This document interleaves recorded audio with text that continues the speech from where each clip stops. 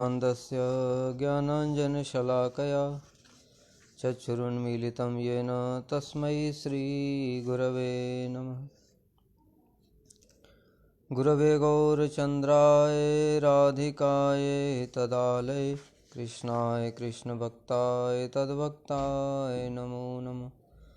वाञ्छाकल्पतरुभ्यश्च कृपासिन्धुभ्यैव च पतितानां पावनेभ्यो वैष्णवेभ्यो नमो नमः। नमो महावदान्याय कृष्णप्रेमप्रदायते कृष्णाय कृष्णचैतन्यनाम्ने गौरत्विषे नमः। हे कृष्ण करुणा सिन्धो दीनबन्धो जगत्पते गोपेश गोपिकान्त राधाकान्त नमस्तुते। तप्त कांचन गौरांगी राधे वृंदावनेश्वरी विश्वभानुसुते देवी प्रणमामि हरिप्रिये। वृंदायै तुलसीदेव्यै प्रियायै केशवस्य च कृष्णभक्तिप्रदे देवी सत्यवत्यै नमो नमः। श्रीकृष्ण चैतन्य प्रभु नित्यानंद श्री अद्वैत गदाधर शिवासादि गौरभक्तवृंद। हरे कृष्ण कृष्ण कृष्ण हरे हरे, हरे राम राम राम हरे हरे। श्री जैव धर्म 23वां अध्याय प्रमेय के अंतर्गत नाम तत्व का विचार।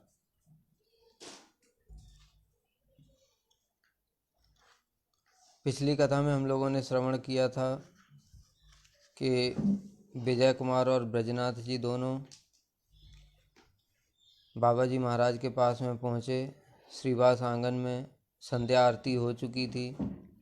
सभी वैष्णव लोग बकुल के चबूतरे पर बैठे हुए थे। वृद्ध रघुनाथ दास बाबा जी भी वहीं उनके बीच में बैठकर तुलसी माला पर संख्यापूर्वक नाम गान कर रहे थे। इसमें बहुत से लोगों का विचार होता है। वो कहते हैं कि हमको संख्यापूर्वक नाम करने की क्या ज़रूरत है, भगवान को क्या हमको दिखाना है। बहुत सारी इस प्रकार के कुतर्क करते हैं। उसका जो एक सामान्य रूप से जो हम लोग उत्तर प्रदान करते हैं वो समझना चाहिए उसका उद्देश्य क्या है। मैंने पिछली क्लास में भी बताया था कि जब तक साधक 24 के 24 घंटे भगवान और उनसे संबंधित क्रियाएं नहीं करेगा तब तक वो चित्त जगत में प्रवेश नहीं कर सकता। चित्त जगत में प्रवेश करने के लिए हमको 24 के 24 घंटे भगवान का ध्यान, भगवान का भजन करना ही पड़ेगा। जब हमारी आत्मा पूर्ण रूप से कृष्ण कॉन्शियसनेस हो जाएगी उस समय ही कृष्ण हमको अपने धाम में ले जाएंगे। जब तक हमारी कॉन्शियसनेस जड़ विषयों में है तब तक भगवान के धाम जाने की हमारी योग्यता नहीं। अब एक जो व्यापारी होता है, कोई भी हो इस जगत में, चाहे वो नौकरी करने वाला हो, चाहे व्यापार करने वाला हो, चाहे ठेला लगाने वाला हो, चाहे छोटी दुकान बड़ी दुकान, कितना भी बड़ा बिजनेस एम्पायर कुछ भी हो, उन सबको विचार करोगे तो देखोगे कि वो आएगा और महीने के एंड में अपनी इनकम को चेक करता है कि नहीं। चाहे वो एक ठेले वाला हो, चाहे वो मजदूर हो, चाहे वो दुनिया का सबसे अमीर आदमी हो, सब लोग अपना डेबिट क्रेडिट चेक करते हैं और उसमें क्या करते हैं, उसमें हिसाब किताब देखते हैं कितना फ़ायदा हुआ, कितना नुकसान हुआ। अब ये बताओ कि सब कुछ तो यहीं छोड़ करके जाना है, तो फिर ये चेक करने की ज़रूरत ही क्या है। 1 करोड़ रुपए में अगर 1 लाख रुपया बढ़ गया तो उससे क्या अंतर पड़ जाएगा। क्या ज़रूरत है सब चेक करने की। इसलिए ज़रूरत है क्योंकि प्रत्येक आदमी क्या सोचता है, हम जो भी कर रहे हैं उसमें मुनाफा होना चाहिए। उसको ही इस जगत में प्रगति कहा जाता है। जैसे बताया, कोई अगर मजदूर भी है तो उसने अगर एक महीने 3,000 रुपये बचाया तो अगले महीने वो सोचता है कि 3,000 से ज़्यादा बचें क्योंकि पिछले महीने मेरे को इतना इनकम हुआ था। उसी प्रकार से एक नौकरी वाला है, वो सारी ज़िंदगी एक ही सैलरी पे नौकरी कर सकता है क्या। क्यों दूसरी नौकरी बदलते हैं, क्यों अपना बैंक बैलेंस चेक करते हैं, क्योंकि बताया मैंने कि इस जगत में प्रगति का वो क्या है, पैरामीटर पैसा। तो जड़ जगत में भी प्रत्येक व्यक्ति ही प्रगति करना चाहता है। उसी प्रकार से हम लोग भजन राज्य में हैं, भजन राज्य में प्रवेश करने के लिए प्रयास कर रहे हैं। अब हमको भजन राज्य में प्रवेश करने के लिए चेक नहीं करना पड़ेगा कि हमारी प्रगति हो रही है कि नहीं, करना पड़ेगा कि नहीं। और प्रगति कैसे होती है, उसको कैसे चेक करेंगे। जितना हम भजन पहले करते थे, चाहे वो टाइम के हिसाब से देखो कि मान लो पहले 4 घंटे भजन करते थे, अभी 5 घंटे हो रहा है कि नहीं। 10 साल हो गए, 4 से 4 ही घंटा है, कुछ हो ही नहीं रहा है, इसका मतलब भजन नहीं हो रहा है। तो क्या होना चाहिए, व्याकुलता होनी चाहिए। जैसे मैंने बताया 10 साल तक किसी व्यक्ति की अगर एक ही सैलरी है, अब वो क्या होगा, बहुत बेचैन हो जाएगा। अगर उसको कंपनी वाले सैलरी नहीं बढ़ाएंगे तो कंपनी बदल देगा। उसी प्रकार से हमको चेक करना चाहिए। तो इसलिए संख्यापूर्वक नाम होता है हम साधकों के लिए कि हम भजन साधन कर रहे हैं, कम से कम एक संख्या तो निर्धारित करें कि उतना तो हमको करना ही करना है। उससे नीचे करेंगे इसका मतलब हमारी प्रगति नहीं हो रही है, भगवान के राज्य में जाने के लिए हम प्रवेश के लिए योग्य नहीं हो पा रहे हैं।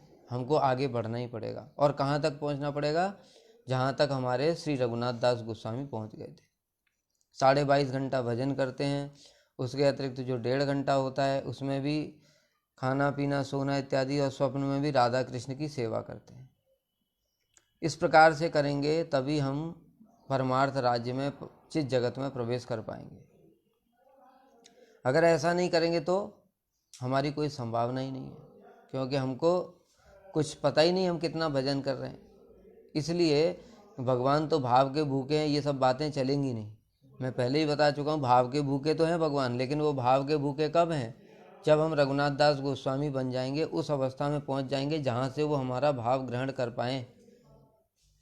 इसके नीचे हमारा भाव ग्रहण नहीं करते भगवान, अभी तो हमारा कुछ भी ग्रहण नहीं करते, क्योंकि हमारा तो संबंध ही नहीं है कृष्ण के साथ में। भाव तो बहुत ऊंची बात है।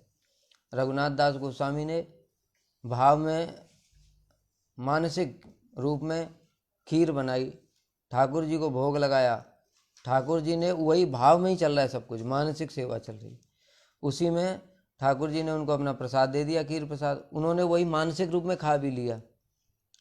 और यहाँ पर जब देखा गया तो उनका पेट खराब हो गया। अब अगर भावग्राही भगवान है तो तुम अगर भजन के लिए भाव दिखाते हो तो भगवान खाने के लिए भी तो फिर भाव दिखाएंगे, तो तुम भाव में ही खा लो। रघुनाथ दास गोस्वामी ने तो खाया था, तो फिर तुम क्यों अपने लिए बना बना करके खाते हो, क्या ज़रूरत है। तुम भगवान को भाव में भोग लगाओ, वो भी भगवान भी भाव में तुमको भी प्रसाद अपना दे देंगे, फिर बनाने की ज़रूरत ही नहीं है। क्योंकि जितने भी साधु संत लोग होते हैं वो तो ऐसे ही करते हैं। लेकिन ये क्या है, ये कपट है कि भजन ना करना पड़े उसके लिए तो भाव भाव चिल्लाएंगे, और खाने के लिए कोई भाव नहीं। इसलिए साधकों को संख्यापूर्वक नाम करना ही चाहिए। और मान लो कि कोई संख्यापूर्वक नाम कर रहा है, उससे ज़्यादा अब संख्या कर ही नहीं सकता है, तो भी क्वालिटी देखनी चाहिए कि पहले हम जैसे भजन करते थे हमारा मन कितना चंचल रहता था, मन धीरे धीरे स्थिर हो रहा है कि नहीं। नाम करते हुए हम किसी से बात तो नहीं कर रहे हैं। पहले नए नए आए थे तो नाम करते हुए बात भी कर लेते थे, मोबाइल भी चला लेते थे, टीवी भी चला दिया। अब हमको 10 साल हो गए, कम से कम ये सब बंद कर देना चाहिए, नाम पर ही ध्यान करना चाहिए। इस प्रकार से हमें सदैव प्रगति की ओर चेष्टा करनी चाहिए। यही संख्यापूर्वक नाम करने के लिए हमारे जो है उसका उतना उद्देश्य है। इसलिए हमारे समस्त गोस्वामियों ने भी हमको ये आचरण करके दिखाया। संख्यापूर्वक नाम गान नतिभि कालावसानी कृतौ। वो अपने काल को कैसे व्यतीत करते थे, संख्यापूर्वक नाम करते थे, गान करते थे हैं, और नतिभि प्रणाम करते थे। 1008 प्रणाम करने हैं, ग्रंथ की रचना करनी है, कीर्तन करना है, कथा करनी है, हरि नाम करना है। इस प्रकार से ही समय व्यतीत करते थे। और जैसे जैसे हम धीरे धीरे आगे बढ़ रहे हैं तो हमको क्या करना चाहिए, वो संख्या को अधिक से अधिक बढ़ाने का प्रयास करना चाहिए। नाम संख्या से मतलब क्या है, उसमें सेवा भी है। अगर नाम संख्या नहीं बढ़ा पा रहे हैं, सेवा बढ़ानी चाहिए। कथा कीर्तन इत्यादि जो वक्त है, भक्ति के अनुशीलन के लिए समय को बढ़ाना चाहिए, ये कहने का तात्पर्य है।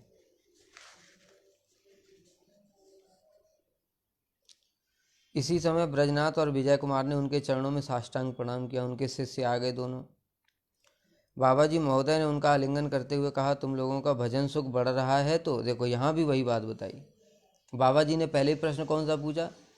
हालचाल ठीक है, कोई बीमारी तो नहीं है, घर में सब माता पिता ठीक हैं? ये सब क्या, ये फॉर्मेलिटीज़ होती हैं। और जो परमार्थ राज्य में जो प्रवेश करना चाहते हैं उनको इनसे ऊपर उठना ही चाहिए। बहुत से लोग आते हैं, गृहस्थ भक्त हैं, वो सोचते हैं कि हम आकर के हमारे पास आते हैं तो हम उनका हालचाल पूछें। उनकी ऐसी इच्छा होती है, हमारे साथ एक जो है रिलेशनशिप होनी चाहिए। कैसी, जैसे बताते थे गुरु जी भी पूछते थे हमसे, अब आजकल कोई पूछता नहीं है, इस प्रकार का उनका शिकायत रहती है।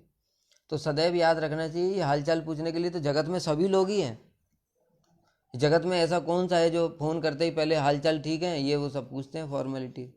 साधु के लिए हमको इस प्रकार का मन में सोच करके नहीं जाना चाहिए कि साधु भी हमसे उसी प्रकार का एक लौकिक आचरण करे, हमको बैठने के लिए पूछे, हमारे प्रसाद के लिए पूछे, हमारे सब सुख सुविधा के लिए पूछे। तो फिर भजन क्या कर रहे हो तुम? अगर साधु से भी तुम्हारी एक्सपेक्टेशन यही है तो इसका मतलब साधु के पास भी तुम लौकिक उद्देश्य से ही तो आए। साधु के पास सब समय परमार्थिक उद्देश्य से जाना चाहिए। क्यों? एक तो बताया, पहले ही सारे जगत में डूबे हुए हैं, संसार में इतना भोग विषय में डूबे हुए हैं, कुछ समय निकाल करके भाग्य से साधु के पास पहुँचे, उसमें भी तुम्हारी इच्छाएं वही हैं कि साधु के साथ भी हम लौकिक बात ही करते रहें। तो फिर साधु का फिर लाभ क्या रहा? वो तो फिर जगत में भी हो जाती उस प्रकार की बातें। इसलिए साधु के पास में सब समय परमार्थ के लिए ही जाना चाहिए, परमार्थ से संबंधित प्रश्न पूछना चाहिए।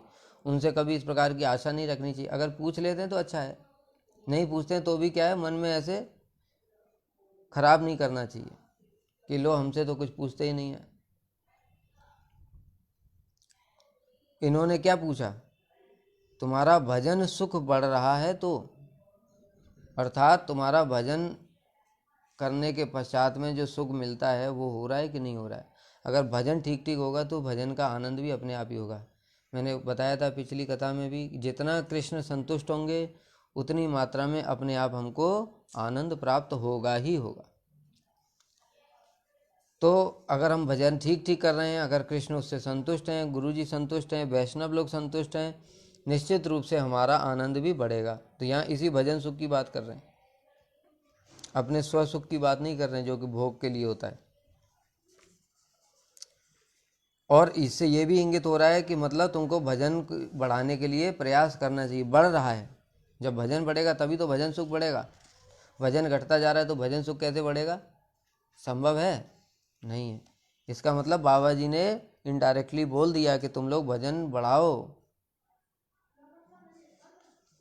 विजय कुमार ने हाथ जोड़ करके कहा, प्रभु आपकी कृपा से हमारा सब प्रकार से कल्याण है, कृपा कर आज हमें नाम तत्व का उपदेश प्रदान कीजिए। अब देखो प्रश्न भी जो शिष्य है उसने क्या पूछा?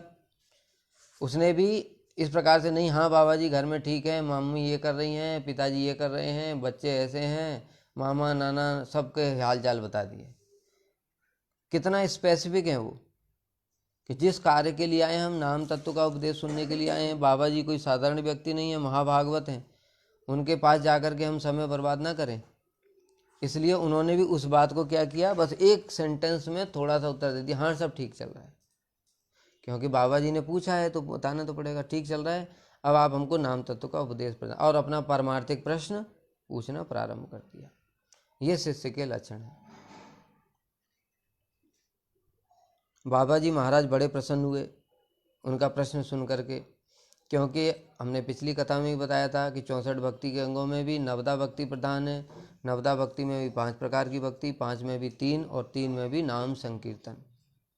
और आज वो नाम की महिमा के विषय में ही जिज्ञासा कर रहे हैं। इतना सुंदर प्रश्न है, इसलिए गुरु को बड़ी प्रसन्नता होगी। बाबा जी महाराज बड़े प्रसन्न हुए और बोले, भगवान नाम 2 प्रकार के हैं, मुख्य नाम और गौड़ नाम। माइक गुण अवलंबन पूर्वक जगत सृष्टि संबंधी जो सब नाम प्रचलित हैं वे सभी गौड़ अर्थात गुण संबंधी हैं। अब यहाँ कोई सोच सकता है, अरे भगवान के नाम भी गौड़ नाम होते हैं, वो तो सम्मुखी हैं। कहते हैं ये ऐसा सब समय नहीं होता है। कारण क्या है, अभी आगे बता रहे हैं कि गौड़ और मुख्य किस आधार पर निर्धारित किया गया है। क्या है, माइक गुण अवलंबन पूर्वक जगत सृष्टि संबंधी जो सब नाम प्रचलित हैं। गौड़ नाम किसे कहते हैं? इस जगत में जो नाम प्रचलित हैं भगवान के, जो कि सृष्टि से जिनका संबंध है, भगवान की लीलाओं से कोई जिनका संबंध नहीं है, उन नाम को कहते हैं गौड़ नाम। और गौड़ नाम में शक्ति भी उतनी ही वैसी ही होती है। गौड़ नाम में शक्ति कम होगी और मुख्य नाम में शक्ति भी अधिक होगी। जैसे उदाहरण दे रहे हैं, सृष्टिकर्ता। अब सृष्टिकर्ता कौन है? उसका संबंध किससे है? सृष्टि के स्थिति, जन्म और स्थिति और प्रलय से है। इसलिए क्या हुआ? गौड़ नाम। जगत पाता, जगत का पालन करने वाले विष्णु जो हमारे हृदय में विराजमान है। विश्व नियंता, जो सारे विश्व को कंट्रोल करते हैं। विश्व पालक, अभी बताया ही। परमात्मा, जो सभी जीवों के हृदय में विराजमान है। ये सारे नामों का जो संबंध है वो किससे है? वो किसी भी लीला से नहीं है। इन नामों का संबंध केवल मात्र किससे है? इस जगत की सृष्टि, स्थिति और प्रलय से, बस। इसलिए इन नामों को क्या बोला गया? गौड़ नाम। इसके अतिरिक्त ब्रह्म आदि भी नाम गौड़ नाम के, जो हम लोग जानते हैं कि भगवान की अंग कांति है, जिसको ज्ञानी लोग जिसमें लीन होना चाहते हैं उसको क्या कहते हैं? ब्रह्म। वो ब्रह्म नाम भी क्या है? गौड़ नाम है। इन गौड़ नामों का फल अत्यंत अधिक होने पर भी इनके द्वारा चित्त फल सहसा उदित नहीं होता। यद्यपि इनकी शक्ति तो बहुत है, लेकिन होने पर भी जो चित्त फल है वो शीघ्र ही प्रकाशित नहीं होगा। चित्त फल का मतलब कृष्ण प्रेम। इनको तुम नामों को तुम लेते रहोगे तो क्या होगा? शीघ्र ही कृष्ण प्रेम प्राप्त नहीं होगा। माइक काल और देश के अतीत चित्त जगत में जो नित्य नाम वर्तमान हैं, वे सब नाम समूह चिन्मय और मुख्य नाम। मुख्य नाम किनको बता रहे हैं? जो नाम भगवान के चित्त जगत में विराजमान है। ये सब जो नाम बताए थे गौड़ नाम, ये क्या है? माइक जगत में विराजमान है। इनका संबंध क्या कब तक है? जब तक ये सृष्टि, स्थिति, प्रलय है। देखो, इसलिए भी इनको बताया है। यद्यपि भगवान के सब नाम और भगवान के सब अवतार नित्य हैं, लेकिन एक दृष्टिकोण से विचार किया जाए तो ये नाम नित्य नहीं है, क्योंकि अवतार ही नित्य नहीं है। अवतार नित्य नहीं कहने से उस प्रकार का नित्य अनित्य नहीं समझना जैसा कि ये जगत अनित्य है। कैसे? देखो, जब कारणोदकशाई विष्णु श्वास छोड़ते हैं तो अनंत कोटि ब्रह्मांड प्रकट होते हैं। फिर कारणोदकशाई विष्णु एक अंश से सारे ब्रह्मांडों में प्रवेश कर जाते हैं। हर ब्रह्मांड में एक गर्भोदकशाई विष्णु होते हैं। उनके नाभि से कमल निकलता है, कमल से ब्रह्मा जी प्रकट होते हैं। ब्रह्मा जी फिर सारे जीवों की सृष्टि करते हैं। जब सारे जीवों की सृष्टि हो गई तो भगवान एक अंश से सारे जीवों में प्रवेश कर जाते हैं। उनको क्षीरकदकशाई या परमात्मा कहते हैं। अब ये परमात्मा कब है? फिर जब कारणोदकशाई विष्णु ने फिर सांस ले ली, सारे ब्रह्मांड नष्ट हो गए, तो परमात्मा कहाँ गए? परमात्मा कहाँ गए? अब तो वो जहाँ से प्रकट हुए थे वैसे ही अब प्रकट हो गए। यानी कारणोदकशाई से ही प्रकट हुए थे ना सारे, गर्भोदकशाई, क्षीरो, वो सब क्या के सब फिर मिल गए कारणोदकशाई में। इस दृष्टिकोण से कहा गया कि ये क्या है? अनित्य है। ऐसे इस जगत में जैसे अनित्य होता है, नष्ट हो जाता है, वैसा नहीं है। तो अब जब सब फिर से जब सृष्टि खत्म हो गई, सारी अनंत ब्रह्मांड सब खत्म हो गए, तो फिर परमात्मा है ही नहीं, तो ये नाम भी कहाँ रहेगा? तो इन जो नाम है, जो गौड़ नाम, ये कब तक हैं? जब तक ये सृष्टि, स्थिति, प्रलय इत्यादि रहती है। लेकिन उस समय भी जब सृष्टि नहीं है, अभी कोई ब्रह्मांड नहीं है, लेकिन उस समय भी चित्त जगत तो है। वो चित्त जगत में जितने अनंत अवतार हैं भगवान के, वो सब तो हैं।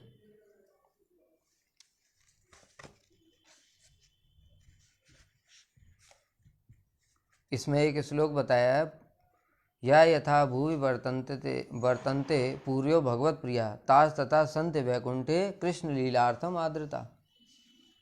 इस जगत में जितनी भगवान की पुरियाँ हैं, कैसे?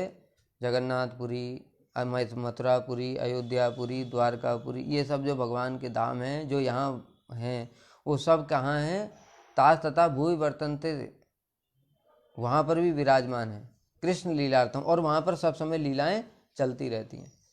तो क्योंकि जब जड़ जगत सारे ब्रह्मांड नष्ट हो गए तो भी वो चित जगत एज इट इज ही रहता है, वहाँ तो कुछ भी परिवर्तन नहीं होता, इसलिए वहाँ पर क्या है, वो जो नाम है वो भी सब समय विराजमान रहते हैं। और इसलिए इनको क्या बोला गया है, मुख्य नाम, क्योंकि इनका नाम, इनका ये जो नाम है, इनका संबंध सृष्टि स्थिति प्रलय से नहीं, ये सब समय चित जगत में लीलाएं चलती रहती हैं। और जब इस जड़ जगत में जब प्रकाशित होती हैं तो कभी प्रकाशित भी हो जाती हैं, वही नाम भी प्रकाशित हो जाते फिर। लेकिन वो सब नाम कैसे हैं, नित्य हैं। नाम समूह चिन्मय और मुख्य हैं। नारायण, वासुदेव, जनार्दन, ऋषिकेश, हरि, अच्युत, गोविंद, गोपाल, राम, ये सब मुख्य नाम।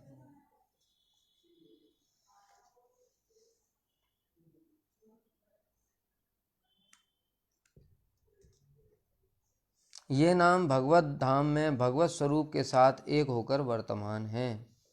अभी जो मैंने बताया कि ये सब नाम कैसे हैं, नित्य विराजमान हैं चित्त जगत में, और उनका नाम और नामी में कोई भी भेद नहीं होता। जड़ जगत में महासौभाग्यशाली पुरुषों की जीवा पर ये नाम भक्ति द्वारा आकृष्ट होकर नृत्य करते हैं। अब ये बता रहे हैं ये नाम फिर कैसे लेंगे हम, कि ये नाम अपने आप नहीं ले सकते। अतः श्री कृष्ण नामादि न भवेद ग्राह्यम इंद्रिय सेवोन्मुखे ही जीवादौ स्वयमेव स्फुरत्यतः। जब हम भजन करते करते करते करते जब हमारी समस्त इंद्रियां सेवोन्मुख हो जाएंगी, अभी क्या है भोगोन्मुख, हम चक्षु कर्ण नासिका जीवा त्वचा इन सब इंद्रियों के द्वारा अपने भोग के लिए सब समय ग्रहण करते हैं विषयों को। चक्षु के द्वारा जो कुछ भी रूप देखते हैं उससे अपने मन को संतुष्टि चाहते हैं, कान के द्वारा जो कुछ सुनते हैं उससे अपनी संतुष्टि चाहते हैं, जीवा जो कुछ खाते हैं उससे अपनी संतुष्टि अपना सुख देखते हैं, त्वचा स्पर्श के द्वारा भी अपना सुख देखते हैं। लेकिन जब इन पांचों इंद्रियों के द्वारा हम कृष्ण का सुख देखेंगे उस समय क्या होगा, हमारी इंद्रियां सेवोन्मुख हो चुकी होंगी। उस समय ये जो नाम है वो चित्त जगत से स्वयं ही हमारे जीवा पर प्रकाशित हो जाएंगे। जबरदस्ती हम कोई नाम नहीं ले सकते। तो फिर अभी हम जो नाम ले रहे हैं जबरदस्ती, तो वो भी तो चित्त जगत का ही नाम है। हरे कृष्ण कृष्ण कृष्ण हरे हरे, हरे राम राम राम हरे हरे। तो फिर कैसे ले रहे हैं हम, कह रहे हैं ये अभी नाम नहीं है, नाम तो स्फुरित होते हैं, इसलिए ये क्या है, नामाभास नाम अपराध। और अभी हमको क्या है, नाम अक्षर ब्रह्म की अभी अनुभूति नहीं, अभी हमको हमारा क्या हो रहा है, अभी अक्षर ही उच्चारण हो रहा है, अक्षर ब्रह्म नहीं हो रहा है। जिस समय अक्षर ब्रह्म उच्चारण होता है उस समय क्या लक्षण होता है, क्या जो बता रहे हैं उसमें कि एवं व्रतः स्वप्रिय नाम कीर्त्यो जातानुरागो द्रुत चित्त उच्चई, उसकी स्थिति कैसी होगी बता रहे हैं। हसते अथो रोदिति रोदिति गायति उन्मादवत नृत्यति लोक बाह्य। एक नाम लेने से ही हम तो इतना मंत्र जप रहे हैं, वो 64 माला भी कर डाली, नाम स्फुरित नहीं हो रहा है। इसका यही लक्षण है कि हमारा फिर भी कुछ नहीं हो रहा है। उसके बाद फिर जैसे तैसे माला टांग करके तुरंत मोबाइल उठाया, देखो कौन सा मैसेज आया, फेसबुक पे किसी ने क्या डाला, व्हाट्सएप पे क्या डाला, यानी कि हमारा नाम नहीं हो रहा था। हमारा तो क्या हो रहा है, जो आवेश है वो कहाँ है, जड़ विषयों में ही है, और नाम को जबरदस्ती ले रहे हैं। इसलिए वो नाम क्या है, अक्षर ही है, ब्रह्म नहीं है। अक्षर ब्रह्म का क्या लक्षण है, स्वप्रिय नाम कीर्त्यो, जैसे ही एक बार ही नाम लिया क्या होगा, हसत्यथो रोदिति रोदिति, तुरंत क्या होगा, चित्त द्रवित हो जाएगा। द्रवित होने के साथ साथ क्या होगा, अष्ट सात्विक विकार प्रकट हो जाएंगे। कभी वो उच्च स्वर से हंसने लगता है, कभी वो रोने लगता है तेजी से, कभी वो गाने लगता है, कभी नाचने लगता है, पागलों की तरह, उन्मादवत, उन्मादवत मतलब पागलों की भांति। इस प्रकार से उसकी स्थिति हो जाती है। किसमें, ये ऐसे नहीं, पागल नहीं हो जाता है, वो आनंद में इतना आनंद होता है उसको, सब हर क्षण उसके सब समय रोमांच कंप अश्रु ये सब शरीर में अष्ट सात्विक विकार प्रकट होते हैं। यह नाम स्फुरित होने का लक्षण है। हमारा हो नहीं रहा है, इसलिए ये सब कुछ भी नहीं होता है। उल्टा हमको क्या होता है, नींद आ जाती है, तमोगुण हावी हमारे ऊपर। नाम में स्वभावतः भगवत स्वरूप की सारी शक्तियां विद्यमान होती हैं, इसलिए नाम भी सर्वशक्ति संपन्न है। क्या बता रहे हैं, भगवान की जितनी शक्ति है वो सब की सब नाम में विराजमान है। तभी तो बताया अभिन्नत्वात् नाम नामिनो, नाम और नाम ही अभिन्न है। और श्री शिक्षाष्टक में स्वयं श्री चैतन्य महाप्रभु ने क्या बताया, नाम नाम कारी बहुधा निज सर्वशक्ति तत्रार्पिता नियमिता स्मरणेन कालः एतादृशी तव कृपा भगवन् ममापि दुर्दैवम ईदृशन इहाजनि नानुरागः। यहाँ पर महाप्रभु हम जैसे बद्ध जीवों के लिए ये श्लोक बता रहे हैं। क्या? नाम नामकारी, आपके अनेक नाम हैं, जितनी आपकी लीलाएं उतने नाम हैं। भगवान के नाम ये अनंत अनंत नाम क्यों हैं? क्योंकि लीलाएं वैसी हैं। जैसे कालिया दमन भगवान, अब ये क्या, ये बोलने से ही कालिया दमन है, पार्थ सारथी। और जो श्रीनाथ जी ने जैसे गोवर्धन धारण किया, गोवर्धन धारी है ना, गिरिधारी, और गोविंद, मुरारी, अघारी, बकारी, ये सब जितने भी नाम है भगवान की लीलाओं से संबंधित है। तो इतने भगवान नाम नामकारी बहुधा, और क्या, निज सर्वशक्ति तत्रार्पिता, और उनमें भगवान ने क्या किया, अपनी समस्त शक्ति को संचरित कर दिया नाम में। क्यों? क्योंकि नाम और नामी तो अभिन्न है। जितनी नाम में जितनी भगवान में शक्ति है उससे भी अधिक भगवान के नाम में शक्ति है। इसकी बहुत सारी कथाएं आती हैं। क्या कथा आती है कि एक बार भगवान राम ने हनुमान जी से पूछा कि नाम में ज़्यादा शक्ति है कि मुझ में शक्ति है? तो हनुमान जी बोले, प्रभु आपसे ज़्यादा आपके नाम में शक्ति है, हरि से बड़ा हरि का नाम। ये सुना है ना, हम अंत में निकला ये परिणाम, हरि से बड़ा हरि का नाम। कि दोनों का अगर कंक्लूजन निकाला जाए तो भगवान का नाम भगवान से ही बड़ा है। क्यों? क्योंकि हनुमान जी ने बताया कि देखो प्रभु, जब आपने हमको सीता मैया की खोज के लिए भेजा था, आप तो वहाँ बैठे थे वहाँ पर सुग्रीव के पास में, ठीक है, किष्किंधा में बैठे हुए थे, और हम लोग तो पहुँच गए समुद्र के किनारे, वहाँ तो आप थे नहीं, लेकिन आपका नाम था वहाँ पर। तो अब हमको जो ये 100 योजन का समुद्र पार करना है, इसके लिए किसने शक्ति प्रदान की? वहाँ पर राम जी थोड़ी हैं। वहाँ पर उन्होंने क्या बोला हनुमान जी ने, जय श्री राम, बस एक बार जय श्री राम बोला और एक छलांग मारी और सीधे 100 योजन पार। शक्ति किसने दी? नाम ने दी। कह रहे प्रभु आप तो यहाँ बैठे हुए हो, और वहाँ पर जो सीता मैया हैं वो इतना कष्ट पा रही हैं, वो प्राण धारण कैसे कर रही हैं? आप तो यहाँ हो, वहाँ पर कौन है? आपका नाम है, आपके नाम की वजह से ही तो प्राण धारण कर रही हैं। राधा जी कृष्ण के विरह में कैसे प्राण धारण करती हैं? उनकी सखियाँ सब समय उनको कृष्ण कृष्ण नाम जो है सुना सुना करके उनको प्राण धारण कराती हैं। अगर वहाँ कृष्ण नाम नहीं होता तो एक क्षण में ही प्राण त्याग देती। तो कहने का तात्पर्य क्या हुआ, ये शक्ति किस में है? नाम में। इस प्रकार से भगवान से भी अधिक शक्ति भगवान के नाम में होती है। भगवान यद्यपि सर्वव्याप्त वो भी हैं, किंतु व्याप्त होने पर भी दिखाई तो नहीं देते ना, हम उनको कैसे ग्रहण करें? लेकिन नाम को सब समय ग्रहण कर सकते हैं। न देश नियमस्तस्मिन् न काल नियमस्तथा न उच्चिष्टादो निषेधो अस्ति हरे नामनि लुब्धक। इसमें आगे आएगा शायद, क्या बता रहे हैं, न देश नियमस्तस्मिन् है इसमें आगे, कि भगवान के नाम में न तो देश का विचार है, न काल का विचार है, न उच्चिष्ट इत्यादि का विचार है। भगवान के विषय में बताया श्री नामाष्टक में, वाच्यम वाचकम इति उदेति भवतो नाम स्वरूपद्वयम् पूर्वस्मात् परमे भंत करुणम तत्रापि जानीमय यस्तस्मिन् वेतापराध निभः प्राणी समन्ताद् भवे दास्य निरुपा स्वरूपि सदानंदाम्बुधौ मज्जति। यहाँ पर क्या बता रहे हैं, देखो नाम से नामी से नाम कैसे बढ़ा है। भगवान ने अपने 2 स्वरूप प्रकाशित किए, एक विग्रह और एक नाम। जो विग्रह स्वरूप है वही साक्षात कृष्ण ही है, उनमें कोई भेद तो है नहीं। अब जो विग्रह है, हम यहाँ पर बैठे हुए हैं, विग्रह कहाँ है? अभी सो रहे हैं, वो तो खा पी करके आराम से सो रहे हैं। अब हमको कोई परेशानी है तो वो विग्रह चल करके आएंगे क्या? उस समय कौन रक्षा करेगा हमारी? नाम रक्षा करेंगे, नाम प्रभु। और विग्रह सेवा में बताया देश नियम काल पात्र सब विचार है, शुद्धि अशुद्धि पवित्रता अपवित्र सारे विचार हैं। अब कोई बेचारा अपवित्र अवस्था में, मान लो किसी का एक्सीडेंट हुआ है, सारा खून से लथपथ है, अब वहाँ पर विग्रह चल करके जाएंगे क्या? लेकिन उस समय भी नाम प्रभु क्या करेंगे? उनकी रक्षा करेंगे, उन पर कृपा करेंगे। तो नाम प्रभु क्या है? सर्वत्र ही कृपा करने वाले। इसलिए नाम नाम कार्य बहुता निज सर्वशक्ति तत्र अर्पिता। भगवान ने अपनी सारी शक्ति को नाम में ही संचरित कर दिया। नियमिता स्मरणेन काल, और सबसे बड़ी कृपा की, न तो काल का विचार रखा, न पात्र इत्यादि का विचार रखा।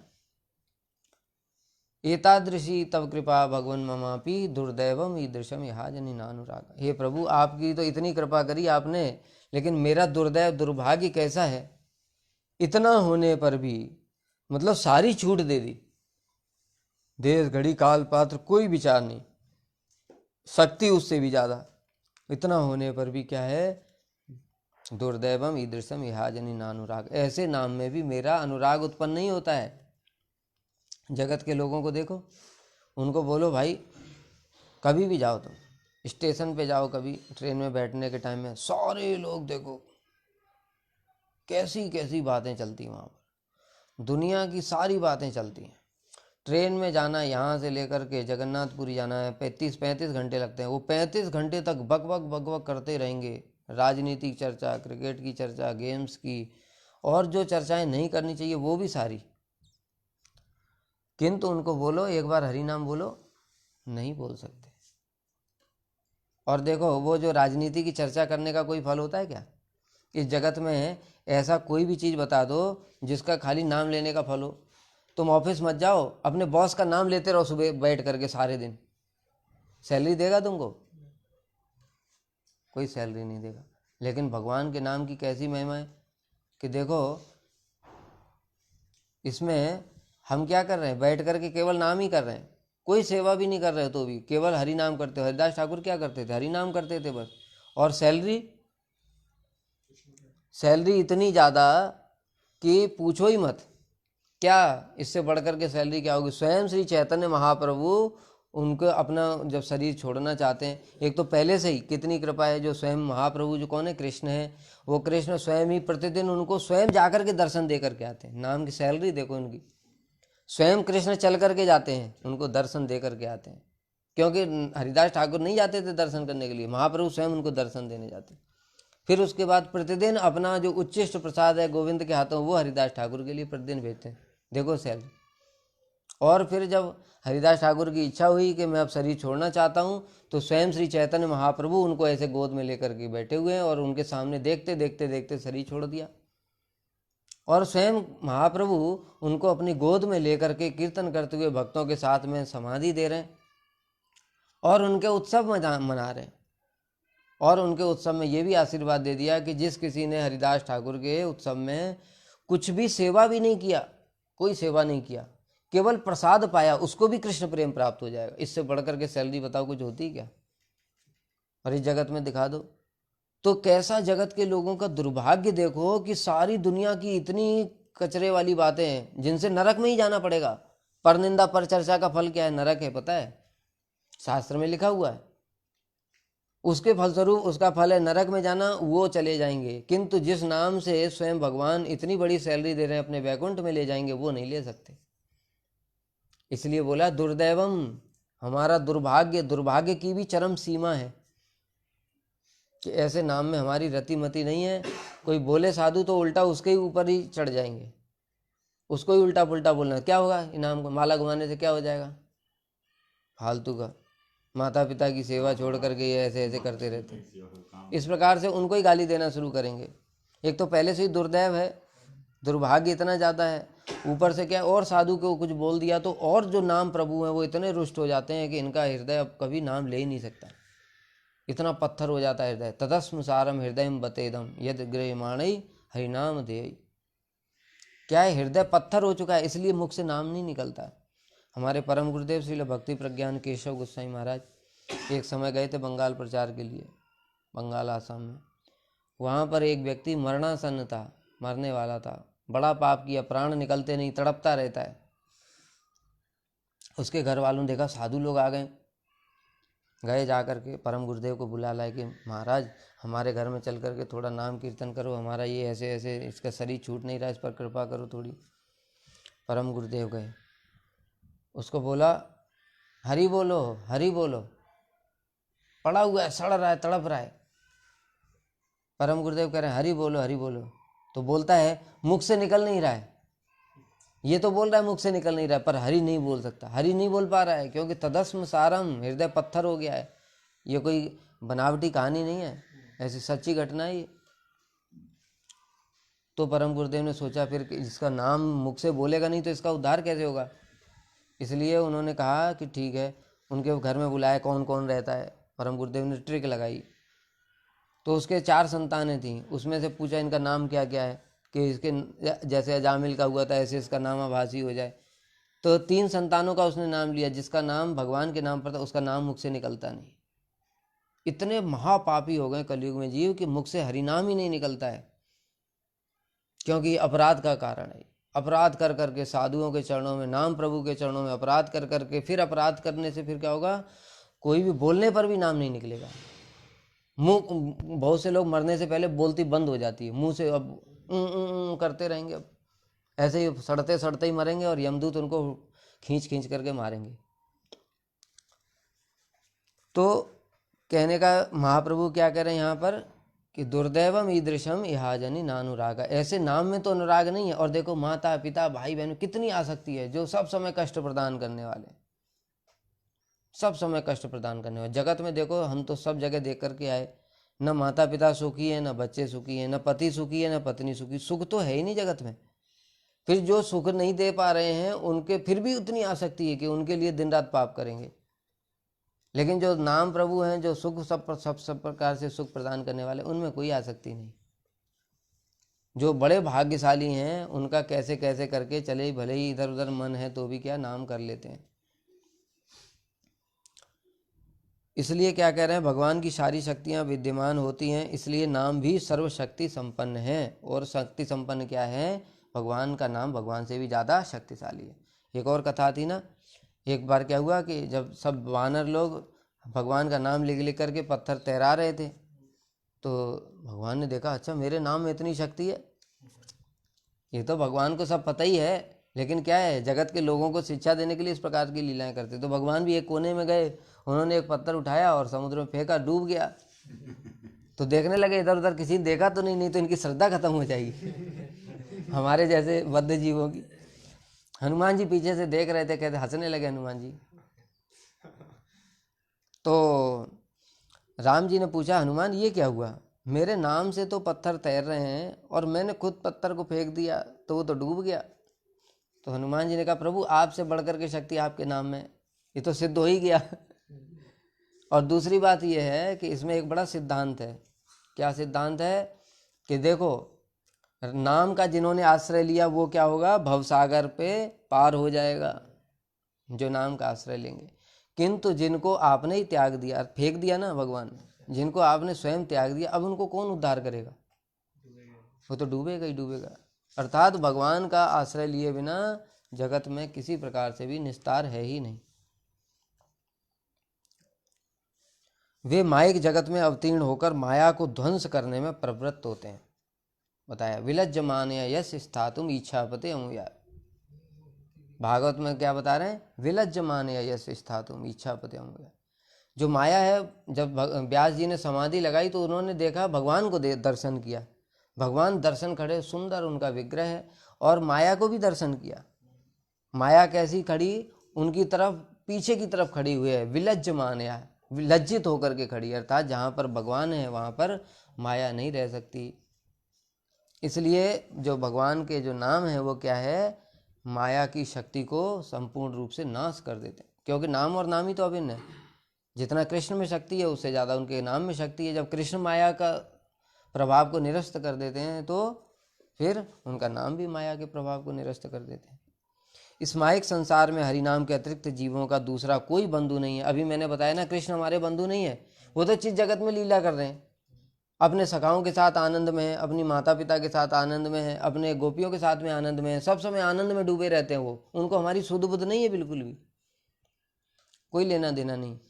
लेकिन उन्होंने क्या किया, अपने ही दूसरे प्रकाश श्री नाम प्रभु को इस जगत में अवतरित करा दिया। वो हमारे बंधु हैं, वो सब समय हमारे साथ हैं। हम उनको भूल जाते लेकिन वो हमको नहीं भूलते।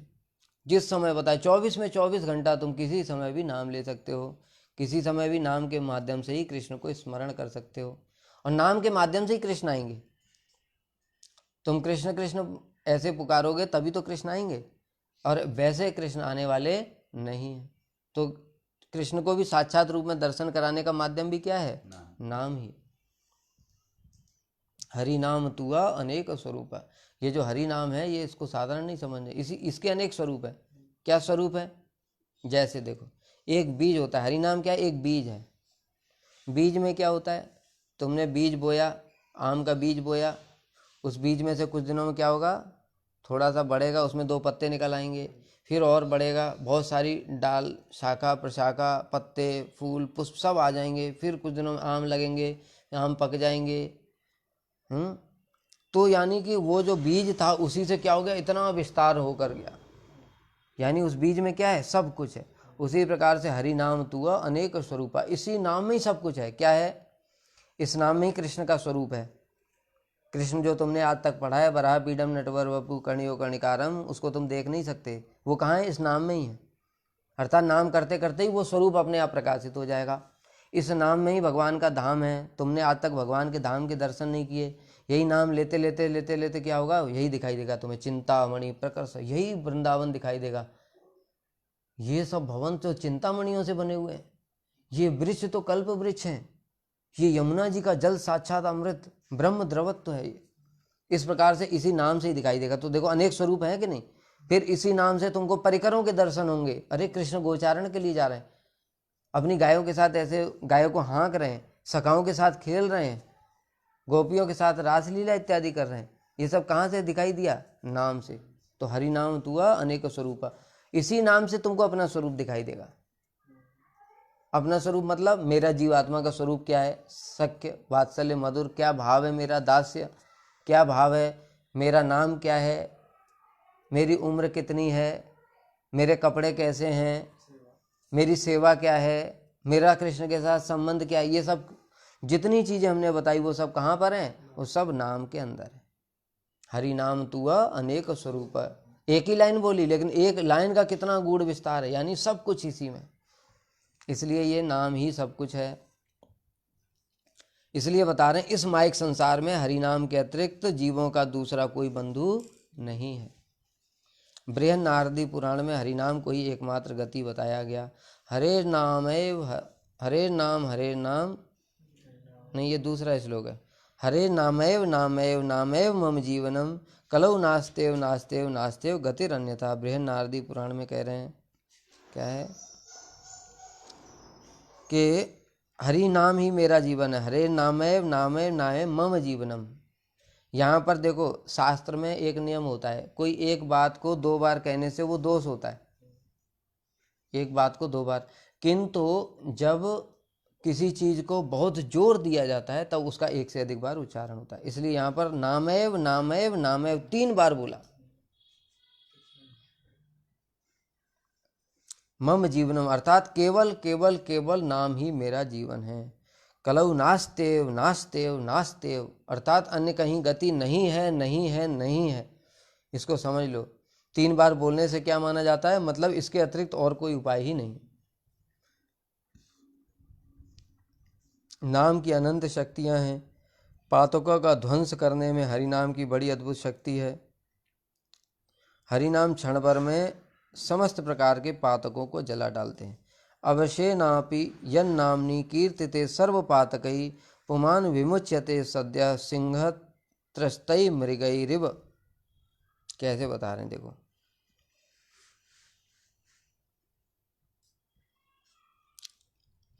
जो पाप है वो कैसे हैं? सिंह के समान है। और हम लोग कैसे हैं? क्षुद्र जीव, हिरण के समान है। इस सिंह क्या करता है? ऐसे हिरण को दबोच लेता है। अब क्या करता है? मृग क्या करता है? बेचारा छटपट छटपट करता रहता है, वो कोई रास्ता ही नहीं है। सिंह से कैसे निकलेगा? शेर से, हिरण शेर के पंजे में फंस जाए तो कैसे? छटपट छटपट करने के अलावा और क्या।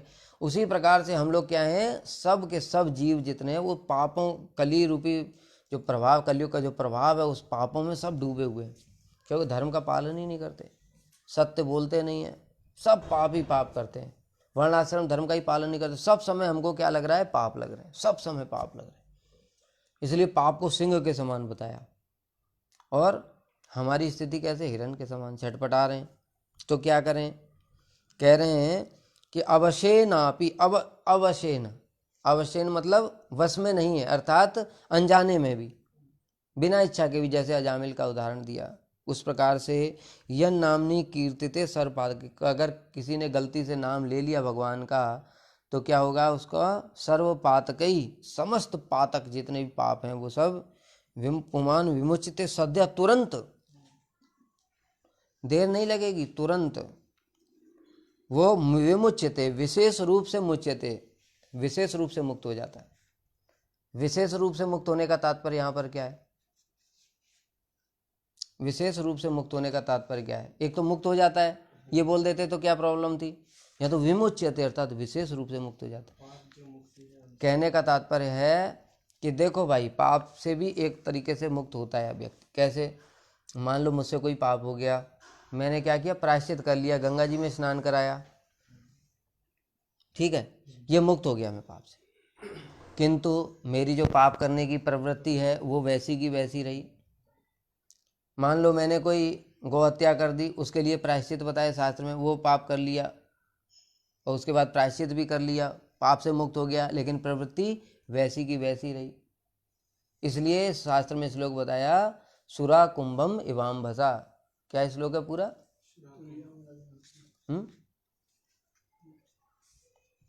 सुरा कुंभम इवाम भसा, अर्थात कि जो मदिरा में एक घड़ा है, सोने का घड़ा है, उसमें मदिरा भीतर भरी हुई है, उसको गंगा में 100 बार डुबो, 100 बार डुबोने से क्या वो पवित्र हो जाएगा? नहीं होगा। उसी प्रकार से हमारी स्थिति कैसी है, हमारे भीतर में पाप करने के बीज हैं, बीज मतलब संस्कार, और अविद्या, उसका मूल क्या है? अविद्या। पाप का कारण होता है पाप बीज। पाप बीज किसे कहते हैं? जो पाप करने की वासना है, संस्कारों के कारण। और पाप बीज का भी कारण क्या होता है? अविद्या। तो पाप तो तुम्हारा ऊपर ऊपर से नष्ट हो रहा है, लेकिन पाप बीज और अविद्या तो वैसे ही है, तो फिर से तुम पाप करते रहोगे। इसलिए ये हो गया मुच्यते, खाली मुक्त होना। लेकिन विमुच्यते अर्थात हरि नाम करने से पाप नष्ट नहीं होगा, पाप बीज और अविद्या भी समस्त रूप से नष्ट हो जाएगी। अब प्रारब्ध बीजम पापम कूटम बीजम फलोन्मुखम क्रमेण प्रलीयन्ते विष्णु भक्तिरत आत्मनाम। क्या बता रहे हैं यहाँ पर? अप्रारब्ध, कूट, बीज, प्रारब्ध सब कुछ नष्ट हो जाएगा जो भगवान की भक्ति करेगा तो। इसलिए यहाँ पर बता रहे हैं विमुच्यते, अर्थात कि जो भगवान का नाम लेगा उसका क्या होगा? पाप बीज और अविद्या भी नष्ट हो जाएगी। कोई उदाहरण बता सकते हैं उसका? कहते हैं हाँ, उदाहरण बता सकते हैं। कोई कैसे विश्वास करेगा? तुमने तो बोल दिया, हम कैसे मान लें? जगत के लोगों को हर चीज़ में प्रूफ चाहिए। कहते प्रूफ है, देखो अजामिल ने नाम किया था, नाम नहीं किया था, नामाभास था उसका। वो नामाभास से ही, और उसकी पाप करने की प्रवृत्ति थी कि नहीं? कितनी पाप करने की प्रवृत्ति थी। उसने अपने पिताजी की सेवा छोड़ दी, उसकी संस्कारी पत्नी थी, ब्राह्मण पत्नी थी, उसको त्याग कर दिया, वैश्या से शादी कर ली, उससे बहुत सारी संतान उत्पन्न